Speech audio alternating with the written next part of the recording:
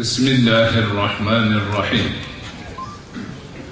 الحمد لله الذي فرض علينا صيام شهر رمضان، والصلاة والسلام على خير خلقه محمد الذي سن لنا قيام شهر رمضان. Ramazon oyi ro'zasini tutmoqni bizlarga farz qilgan Alloh taologa hamd va sanolar bo'lsin. Ramazon oyi kechalarini bedor o'tkazmoqni bizlarga sunnat qilgan Rasuli akram Muhammad Mustafoga salovat va salomlar bo'lsin. Assalomu alaykum va rahmatullohi va barakatuh. اللهم لا سهل إلا ما جعلته سهلا وإن شئت جعلت الحزن سهلا بقدرتك يا أرحم الراحمين. Buyuk Ramazon oyining kechalaridan birida ushbu muhtasham masjidda siz bilan bizga ma'rifiy suhbat o'tkazish imkonini bergan Alloh taologa son sanoqsiz hamd va sanolarimiz bo'lsin. Va bu ma'rifiy suhbatni hammamiz uchun manfaatli bo'lishini nasib etgan bo'lsin.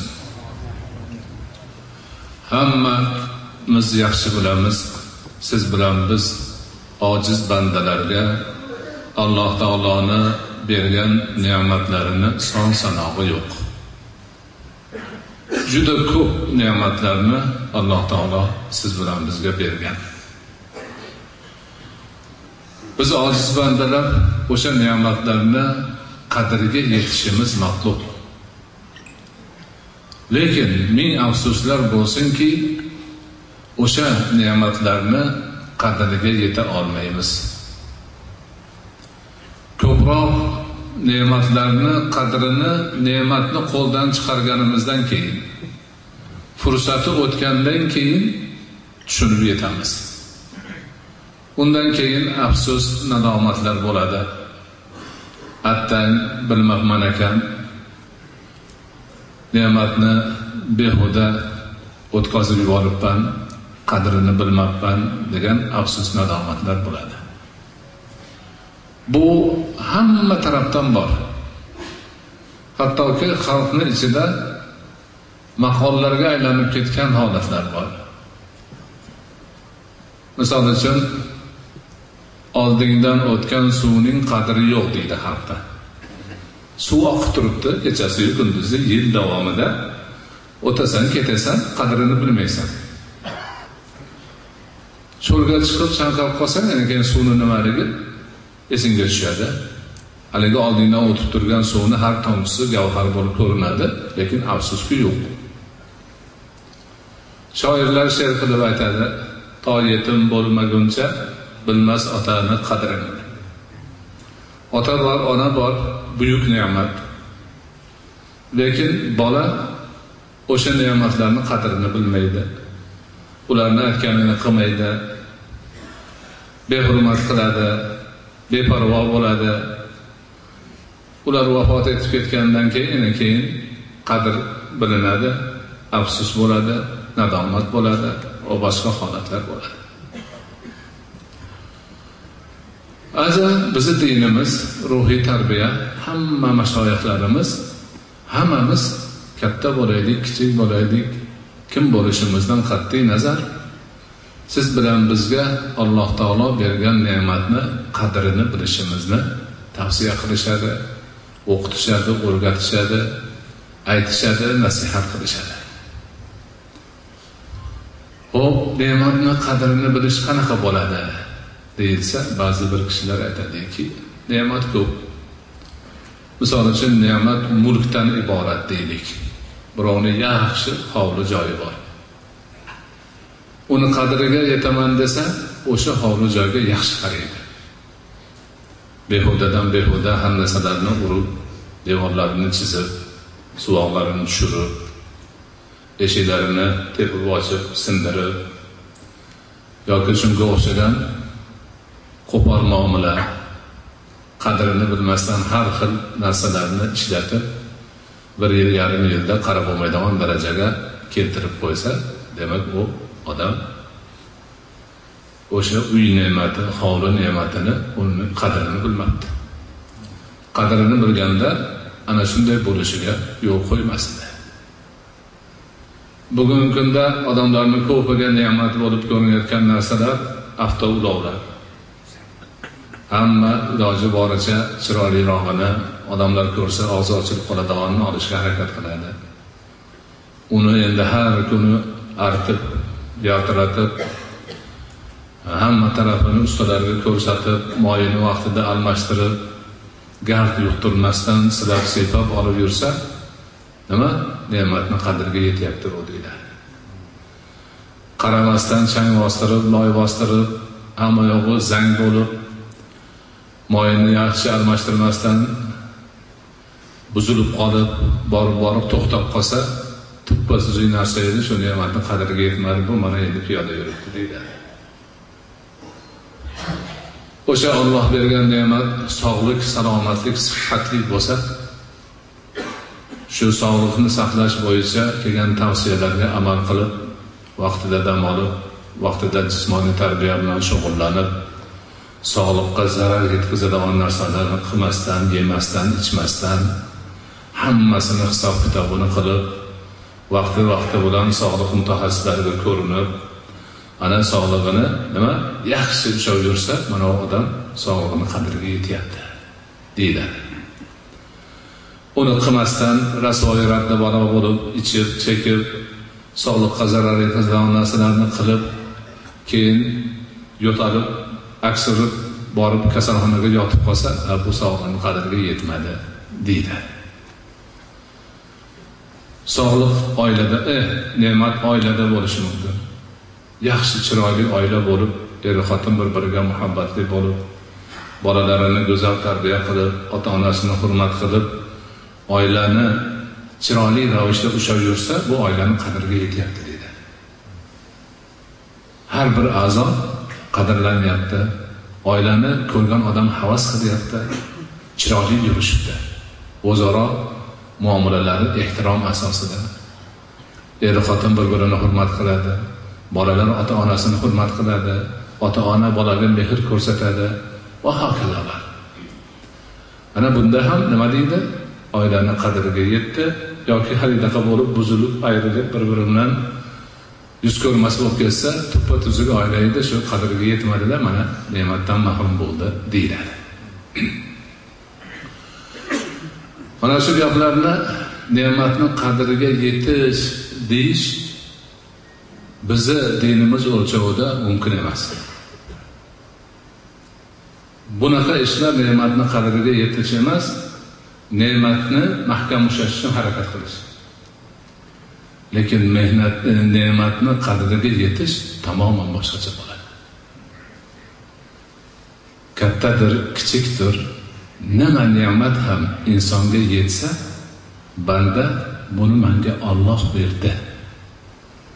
Allohdan boshqa hech bir zot menga buni bir zarrasini ham bera olmaydi.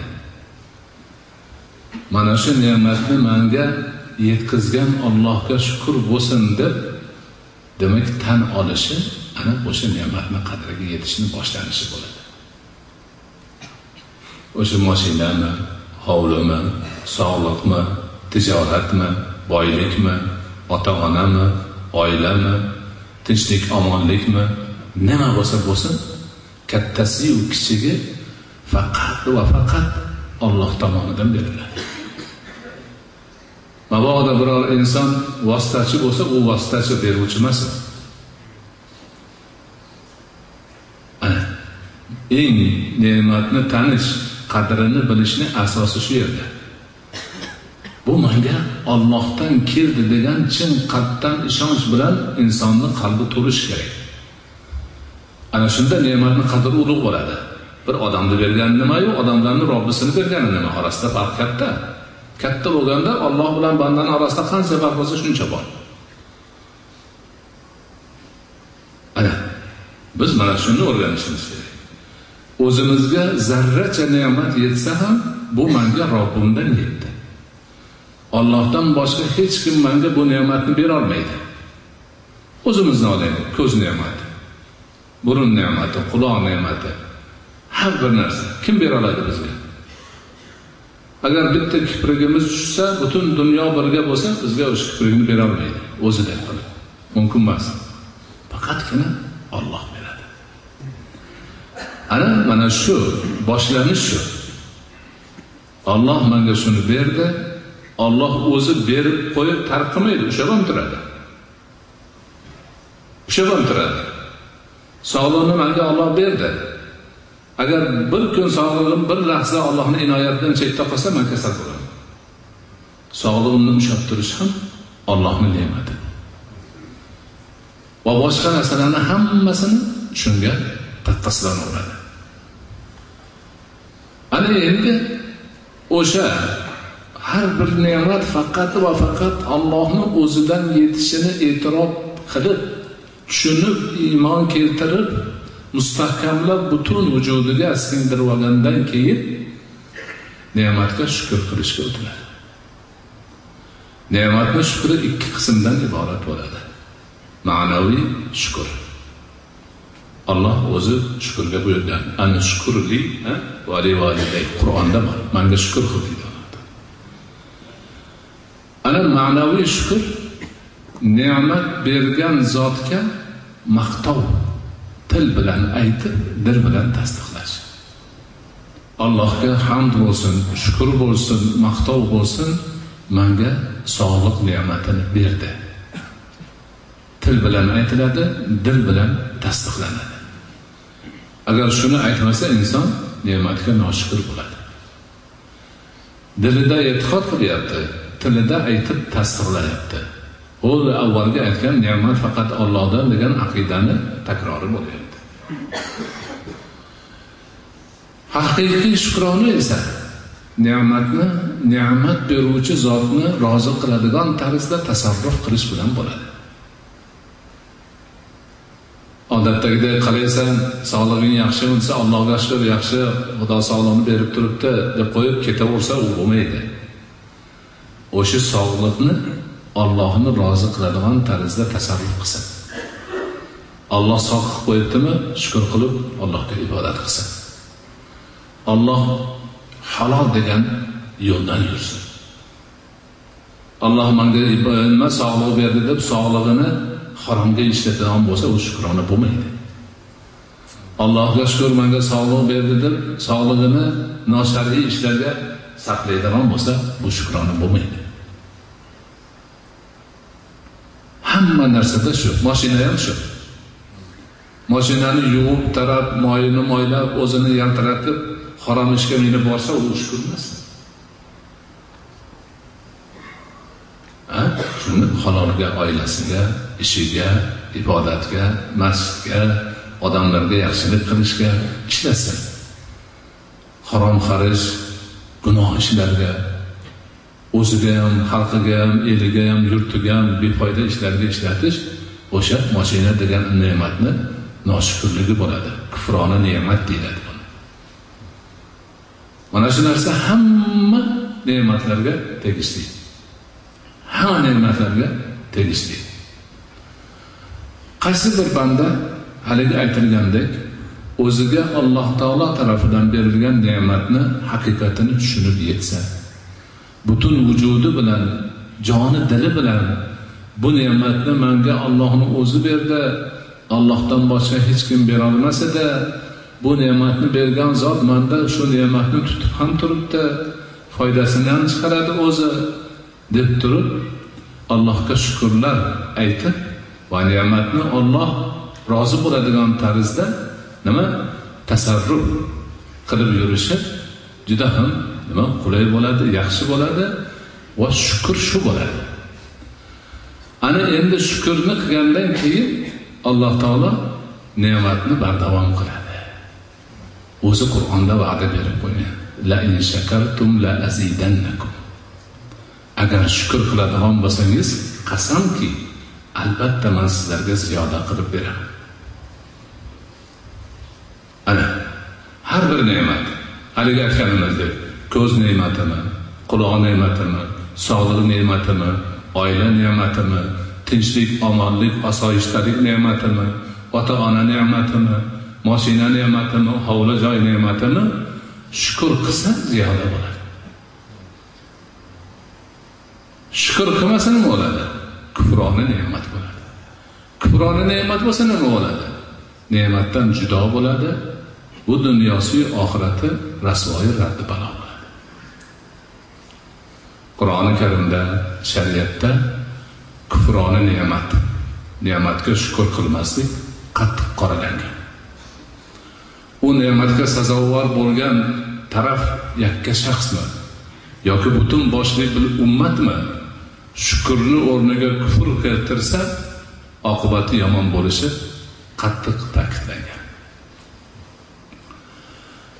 Qasos surasida Alloh taolo asosan Fir'avn bilan Musa alayhisalomning qissasini keltiradi. Shu yerda Musa alayhisalomning qavmidan bir Qorun degan odamni ham qissasi 5-6 oyatda keladi. Qorun Musoni qavmidan edi. U o'zini boyligi bilan qavmining ustidan tajovuzkorlik qildi, hovliqdi. Haddidan oshib ketdi. Alloh unga shunchalik boylik bergan ediki, omborxonalarini kalitini bir to'p eng kuchli odamlar ko'tara olmas edi.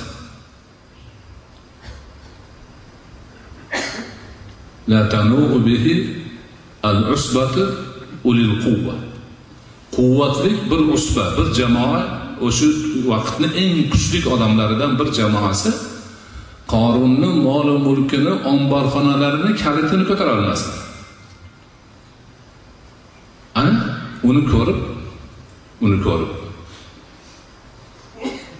mo'min mas qavmlar, "Va, buni zo'rligini qara. Qani endi Qorunda bo'lgan narsa bizda ham bo'lsa" deyishdi. Mo'minlar esa Qorunga nasihat qilishdi. Aytdiki, "Ibtaghi fima ataka Allohu wajhal akhirah wa la tansa nasibaka min ad-dunya wa ahsin kama ahsana Allohu ilayk." Alloh senga bergan mol va dunyoni ishlatib, oxiratni tashvishini qil. Buni sarflab oxiratga ajr savob to'plagan. Mayli, bu dunyodan ham nasibangni unutma. Bu dunyodan ham nimayni rohatingni qil, farog'atingni qil, halol pok yo'ldan bo'lsin. Lekin Alloh senga buncha narsani berib qo'yibdi. Bu bilan sen oxiratni tashvishini qilgan. Alloh senga yaxshilik qildi, sen Allohning bandalariga yaxshilik qilgan deb nasihat qilishdi. U xo'p demadi, yo'q dedi. Utituhu ala ilmin indi. Bundan nima o'zim topganman dedi. Shuni topadigan ilmni bilaman, shuning uchun topdim. Boshqa menda haqqi yo'q buni. Ko'rasizmi? Alloh berdi, o'ziga shukr demayapti. Men o'zim topdim deyapti. O'zimning ilmim bor edi, shunga yarasha topdim deyapti. Kufroni ne'mat qilyapti. Ana o'shuna qilib chiqib gerdayib, nihoyatda tumshug'i osmonga ko'tarilib, xuddi yerni teshoraganda hovli qilib ketayotdi. Alloh taolo o'zini ham, hovlisini ham hamma yo'qni yerga yutqizdi. Tamam. Kufrona ne'mat qildi. Ne'mat bergan zotni tanimadi, shukr qilmadi, oqibati shu. Qorun bitta misol. O'shunga o'xshab boylikka ega bo'lib, shukronasini qilmasdan, Xudoni tanimay odamlarning ustidan gerdaysa, oqibati bir xil bo'laveradi. Ba'zi bir ummatlar, katta jamoatlar o'ziga yetgan ne'matni Alloh berganligini tanimay, uni shukrasini qilmasdan kufroni keltirgani uchun ular ham halokatga uchradi. A'udhu billahi minash shaytonir rojim. Bismillahir rohmanir rohim. Daraballohu masalan qaryatan kanat aminatan mutma'innatan ya'tiha rizquha ragadan min kulli makan فكفرت بأنعم الله فأذاقهم الله لباس الجوع والخوف بما كانوا يصنعون. alloh taolo bir misol keltirdi. Bir shahar qishloq bor edi. Omonlikda edi. Tinchlik omonlikda edi. Xotirjam edi. Xotirjam edi. Rizqi har tarafdan kelib turibdi. Bu yoqdan ham rizq kelyapti, bu yoqdan ham kelyapti. O'zi omonlikda, tinchlikda, xotirjamlikda, rizq kelganda ham rohadan, yoqimli bo'lib kelyapti. Shu to'xtamasdan kelyapti. Hech tashvish yo'q. Lekin ular shukr keltirmadi. Fakafarat bi an'amillahi. Allohning ne'matlariga kufroni ne'mat qildi. Shunda nima bo'ldi? Alloh ularga xavf va ochlik libosini taqtirdi dedi. Ya'ni xavf bilan ochlikni kiygizib qo'ydi ustiga kiyim qilib. Kechagi tinchlikdan, omonlikdan, xotirjamlikdan asar qolmadi. Kelayotgan ne'mat uzildi. Nimada? Bima kanu yasnaun. O'zlarini qilmishiga yarasha. Qilmishiga yarasha. Ana Qur'onning haqiqati shu. Yakka odamga ne'mat berib shukr keltirmasa qoringa o'xshatadi. Bir ummatga, xalqqa, jamoatga ne'matni berib qo'yib, o'sha ne'matning qadrini bilishmasa, shukrini keltirmasa, mana u qishloqqa o'xshatadi. Xavf xatarni, ochlikni, nochorlikni kiyim qilib, ko'ylak qilib kiygizib qo'yadi ustiga. Bu degani ajramaydi, ularning ajralmas qismiga aylanib qoldi degan. Ana ne'matni qadriga yetish qanchalik ulug' narsa ekanligini shundan bilamiz. Hop, endi Alloh taoloning ne'matlari soni yo'q, sanoqi yo'q. Bizga hammasini berib qo'yibdi. Shukr qilishimiz kerak ekan, uncha joyiga keltira olmayapmiz ekan. Ko'proq ne'matni qo'ldan chiqargandan keyin qadrini bilyapmiz ekan. Qanday qilsak shu ne'matni qadrini vaqtida bilamiz. Qanday qilsak kufroni ne'matga o'tib qolmaymiz. Buni izlashimiz kerak ekan. Nima qilaylik endi? Ana, buni yo'li shuki, buni doim Allohning zikri bilan yurish orqali yuzaga chiqariladi. Tinmasdan Allohni zikr qiladi, Allohga muhabbat qiladi, Allohning muhabbatini qozonishga harakat qiladi. Yurganda, turganda mana shu narsani paydan bo'ladi. Ana shunda Alloh bergan, o'zini eslab turgandan keyin bergan ne'matini ham eslashga o'tadi. Uni qadriga yetishga o'tadi. Uni shukrini o'rniga qo'yishga o'tadi. Ana mana shu narsa bizga nihoyatda zarur. Buni Allohning zikrini ibodat orqali qilamiz biz. 5 vaqt namoz bekorga bo'lgani yo'q. Alloh taolo aqimis solata lizikri degan. Namozni meni zikrim uchun qoyim qil. Allohning zikrining eng ulug' ko'rinishlaridan biri hozir tutib yurgan ro'zamiz. Shu bilan birga nafil namoz, nafil ro'za, Allohning zikri, la ilaha illalloh, Allohu akbar, subhanalloh va boshqa zikrlarni doim qilib yurish kerak. Har bir maqomning o'zining zikri bor. Masjidga kirayotganda o'qiladigan zikr bor. Chiqayotganda o'qiladigan bor. Namozni o'qiyotganda o'qiladigan bor. Bozorga kirganda o'qiladigan bor. Tahoratxonaga kirganda ularni o'rganishimiz kerak. Tilimiz Allohning zikri bilan ho'l bo'lib turishi kerak. Shunda haligi narsalarga joy qolmaydi. G'iybatga joy qolmaydi, bo'xtonga joy qolmaydi, vaqt qolmaydi, imkon qolmaydi, noshukrlikka imkon qolmaydi.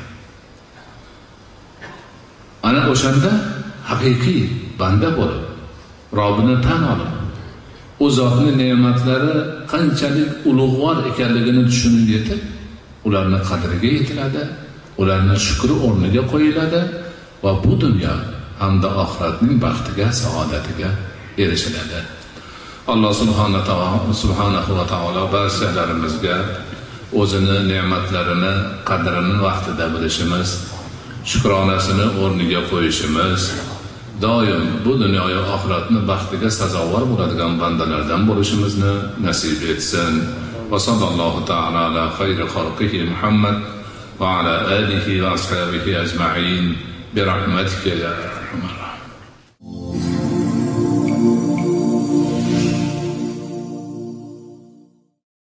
أعوذ بالله من الشيطان الرجيم.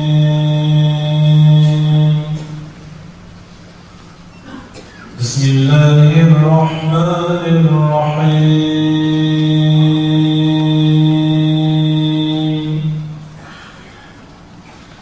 قل هو الله أحد الله الصمد لم يلد ولم يولد ولم يكن له كفوا أحد.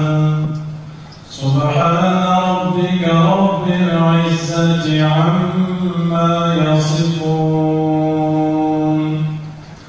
وسلام على المرسلين والحمد لله رب العالمين. آمين يا الله ya Rabbal alamin.